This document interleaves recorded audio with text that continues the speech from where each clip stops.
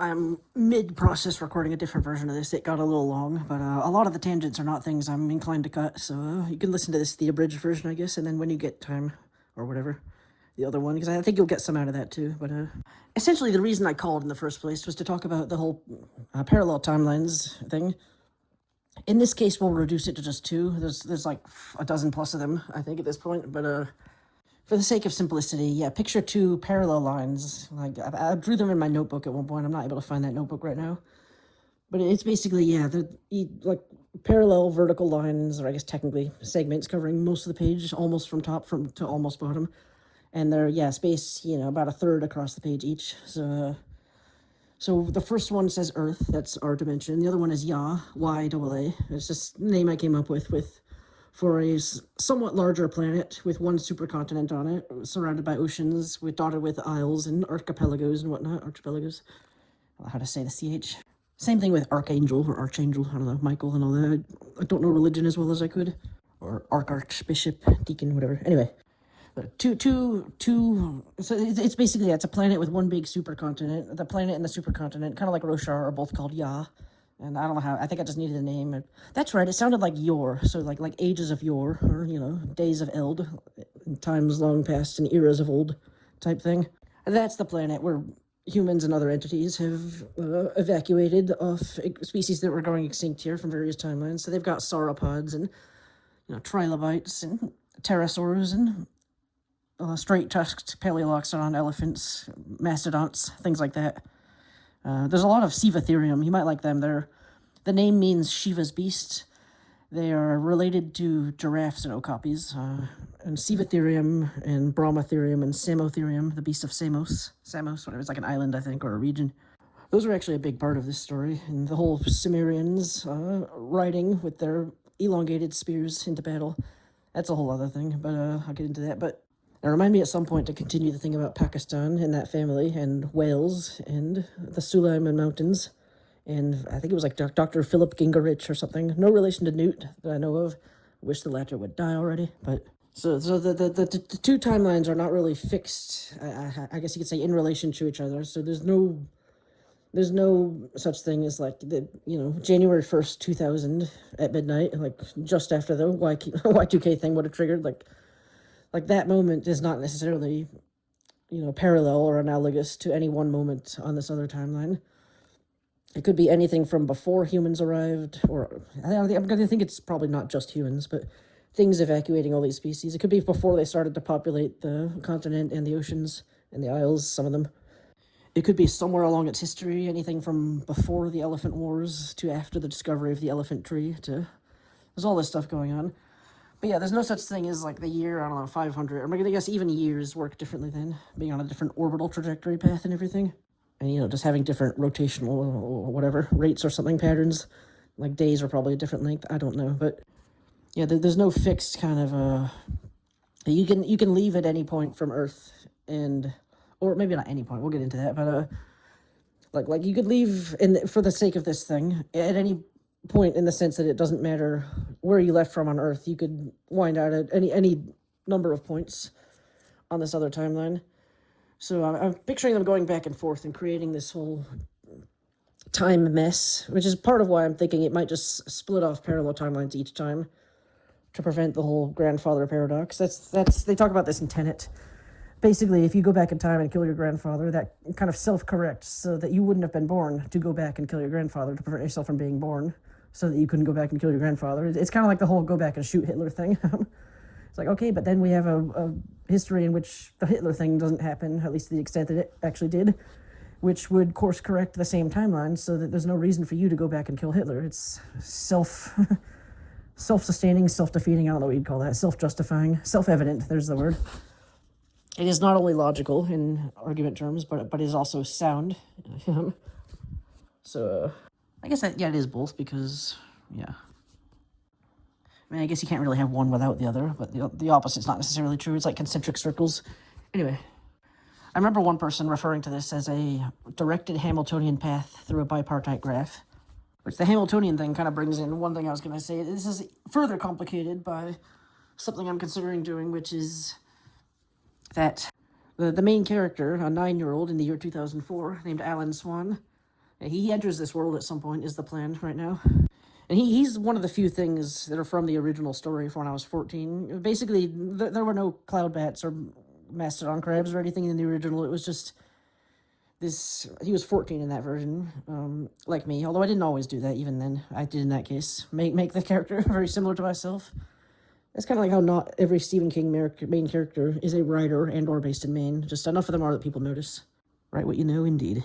Yeah, the original version was just he has a dream that his grandma's going to die, and then she actually dies, and then people don't believe him about it because she was old anyway, and then he predicts a bunch more bad things are going to happen, and then they start happening, and he tries to prevent them. That was pretty much the conceit of the original.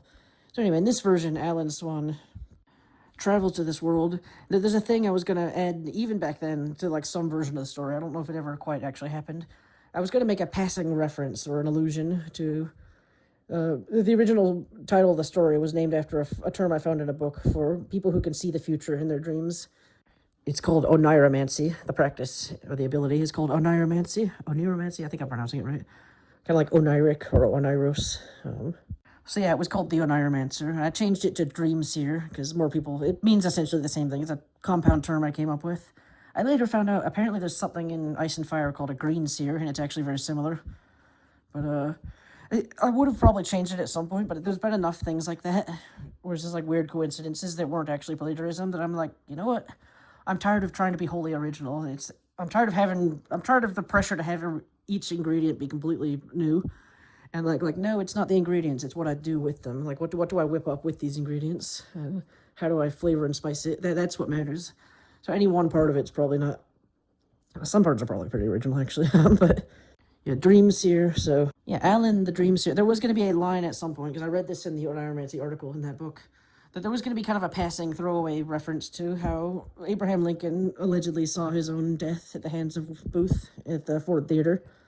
So anyway, fast forward to more recent times, maybe a year or two ago, I was reading about how, speaking of Hamilton, the age of the founders, so I guess Jefferson and Franklin and Washington and those people who were actually really into finding fossils, and so I was thinking about having something to do with maybe Ben Franklin or one of those people. I'm not planning to morally, sanitize these men at all, by the way, or Lincoln, because that's what I was going to get to.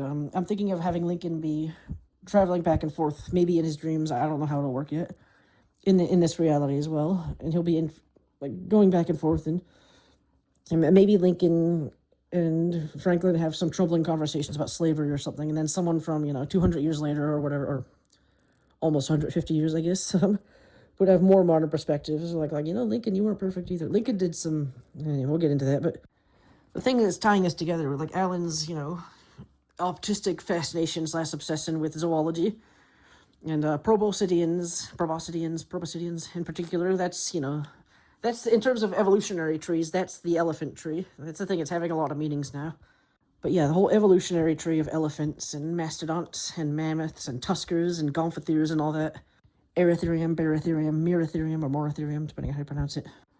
Because I was thinking this would tie together well, and like there's the dreams thing, there's the elephants and their relatives thing, there's the proboscideans, and there's the stuff about slavery and the age of the founders, and, culminating much later, almost a century, in the Civil War.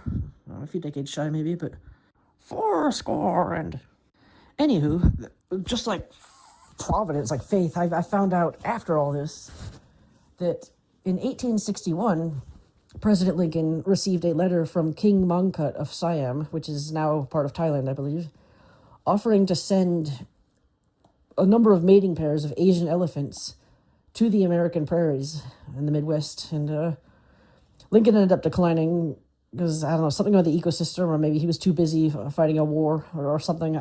Probably a combination, I don't know. But yeah, that was interesting. It's like the King of Siam writing to Abraham Lincoln, and like this whole thing about elephants. And there's elephants and their relatives on battlefields in Ya as well. So anyway, what I'm wondering about is, just the back and forth of like bouncing between different points on the timeline of Earth and Ya and all the other places. And like I'm gonna have to figure out somehow how to reconcile things with, like the founders and Abe Lincoln and King Mongkut possibly as well. I don't know, maybe. Haven't decided. And Alan Swan, and then people from our future as well, and other parts of the past, and all these other worlds, and trying to figure out. So anyway, I'm thinking for the actual incursion points, like when do they enter another timeline, there's a few things I'm considering about this. A, it'll probably spiral off other timelines. It'll split them, create new ones each time you penetrate into a different dimension. I mean, it's the whole, sitting on a dragonfly in the Cretaceous and then the Nazis win type thing. Like, except instead of self-correcting, speaking of which, for killing Hitler, it just spins off a different timeline, so both can exist. So I'm thinking, as a restriction, maybe you can only do this at certain times or in certain places. Like maybe, I forget, it was the autumnal equinox or October 31st, Halloween / Samhain, Samhain as it's spelled. The thinning of the veil, like something about maybe the barrier being more permeable at certain times of year or in certain locations. Maybe there are years when it's shut off altogether. I don't know. I'm still trying to figure out. I mean, some of the more prominent times just on Earth in the current version are roughly 70,000 years ago. So during the Pleistocene, there's around the time of the Trojan, Peloponnesian, and Punic Wars, or I guess times. So there's medieval Wales in Ireland